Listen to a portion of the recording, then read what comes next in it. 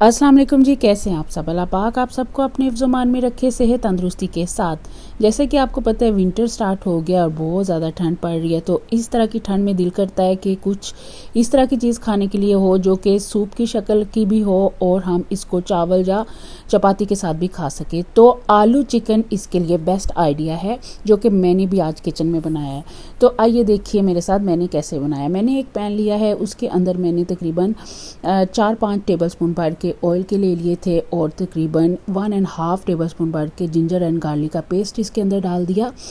और जब वो हल्का सा लाइट ब्राउन हो गया था, मैंने इसके अंदर आलू कट करके रखे थे लंबी लंबी शेप में, तो वो मैंने इसके अंदर डाल दिए।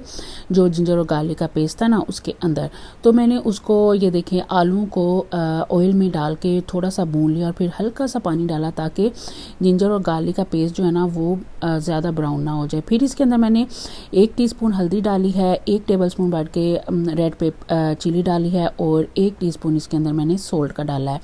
आप सारे मसाले अपनी मर्ज़ी से कम ज़्यादा कर सकते हैं। तो ये देखिए ये सारी चीज़ें डालने के बाद मैंने इनको भूनना शुरू कर दिया। ये देखें आलू जो हैं वो स्टिल मैं ऑयल के अंदर भून रही हूँ। तकरीबन 5 मिनट के लिए इनको भूनना है। इसके बाद मैंने इसके अंदर तकरीबन 1 केजी चिकन डाल दिया था। मैंने चिकन की लेग ली थी थाई के साथ और मैंने उसके पीसेस करवा लिए थे।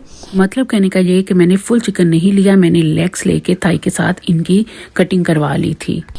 इस तरह जो है ना शोरबा या कोई भी सालन हो तो वो बहुत जूसी जूसी और बहुत मज़े का बनता है। तो ये देखें मैंने इसके अंदर जो चिकन था वो मैंने सारा डाल दिया था और मैंने इस चिकन की बुनाई शुरू कर दी है। और ये आलू और चिकन का जो शोरबा है ना मैंने बिल्कुल ही डिफरेंट तरीके से बनाया है, देगी स्टाइल जैसा और ढाबा स्टाइल जैसा। तो आप भी ज़रूर ट्राई करें, बहुत अच्छा बनता है ये, अगर आप आलू जो है ना पहले ऑयल के अंदर इनको भून लें। तो ये देखें मैंने अच्छी तरह ये चिकन और आलूओं की बुनाई कर ली है। में चिकन डालने के बाद तकरीबन 5 मिनट तक इसकी बुनाई अच्छी तरह कर ले, जब तक कि इसका कलर चेंज ना हो जाए।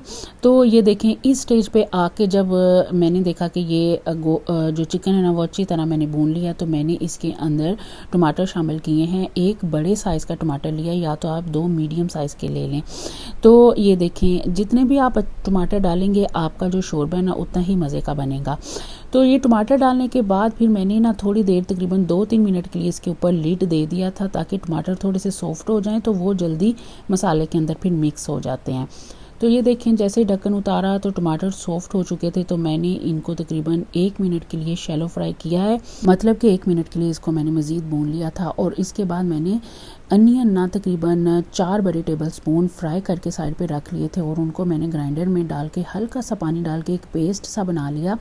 और वो पेस्ट मैंने इस स्टेज पे आके इस चिकन के अंदर डाल दिया, जब चिकन जो है वो थोड़ा सा भून लिया था मैंने।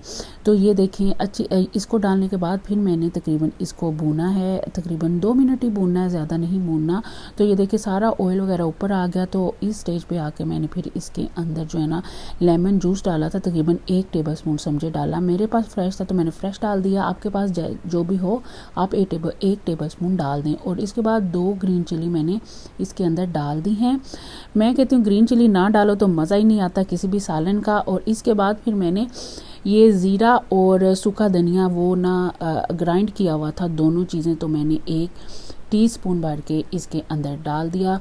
और फिर थोड़ा सा पानी डाला है, तकरीबन जितना मुझे ज़रूरत थी। पानी जो है ना वो अपने हिसाब से डाला, जितना शोरबा मुझे चाहिए था। आपने जितना भी शोरबा आप पसंद करते हैं आप उस हिसाब से इसके अंदर पानी डाल लें। और पानी डालने के बाद फिर मैंने इसका लिड जो है ना वो बंद कर दिया और तकरीबन 2 मिनट ही मैंने इसको लिड दे के रखा ऊपर कवर करके। तो ये आलू और चिकन जो था ना वो गल चुके थे।